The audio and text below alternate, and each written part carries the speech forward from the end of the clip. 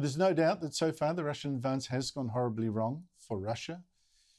They may still win, but there are reports of Russian troops simply abandoning their trains, trucks, armoured vehicles, just surrendering, caught without food and fuel even. And Russian prisoners that have been put in front of the camera seem untrained, confused, demoralised, very young, some of them. Они чё, блядь, вообще сказали-то нахуй, суки? Вообще же никому по-любому даже похоронка не пришла. Обманули и хотят пустить как пушечное мясо. Я не думал, что я еду убивать кого-то. Я не знал, я боялся отправлять на войну как пушечное мясо. Всех расстреливали сразу. Я тебе могу сказать одно, то, что говорили нам, это все пиздёж. Мы здесь вот сидим сейчас, я и кто меня привез. Я могу сказать одно, я не понимаю, вот нахера все это было сказано, на то, что нам говорили там в России. The Ukrainians are in fact trying to get through the Russian media blockade, trying to stop the news from their own people by getting these prisoners to ring their parents. It is in fact against the rules of war to use prisoners for propaganda, but Ukraine is fighting for its life. We now, though, have another amazing insight into the state of the Russian army in Ukraine. ShadowBreak is a British company whose main game is geospatial using satellite imagery, and it's somehow managed to eavesdrop on communications between Russian troops in Ukraine, like this one.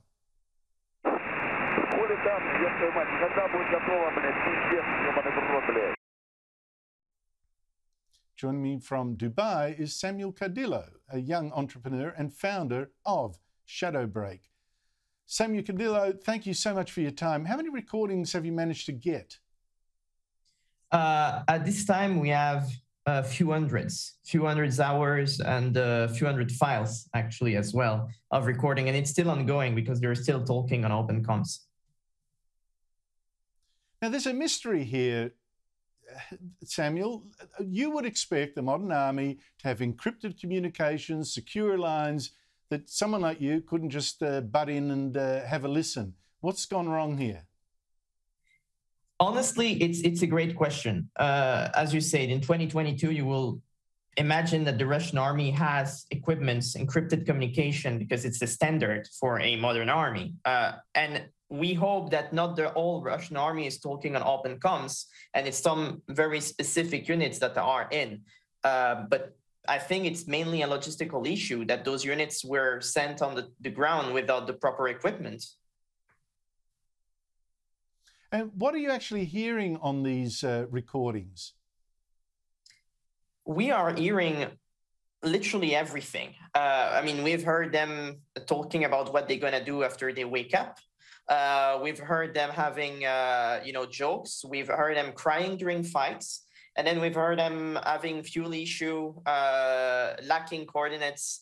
There was an instance where they were trying to communicate with another unit to exchange fuel and food, but they could not tell them where they were because they didn't have a map. So yeah, we've heard like an entire range of things. So what's that picture telling you? I mean, when they don't have maps, when they've run out of food or fuel, they're having trouble coordinating, they're using just open communication that you can eavesdrop on. What's the overall picture here? I mean, we had the image, of course, of the mighty Russian modern military just steamrolling into Ukraine. You're painting a different picture.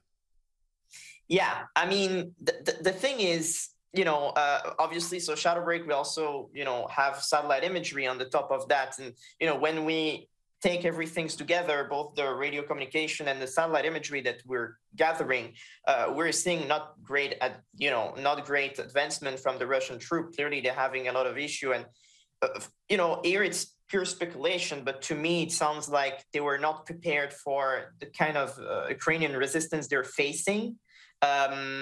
Especially because we know Russian capabilities in Syria. We know they're pretty good, actually, in terms of, military equipments. But it just seems that what they sent in Ukraine is nowhere near what they could have sent. And it's probably just unprepared for this war. I think they've been so much within their propaganda that Ukraine was pro-Russia that they just thought civilians will open arm, welcome them.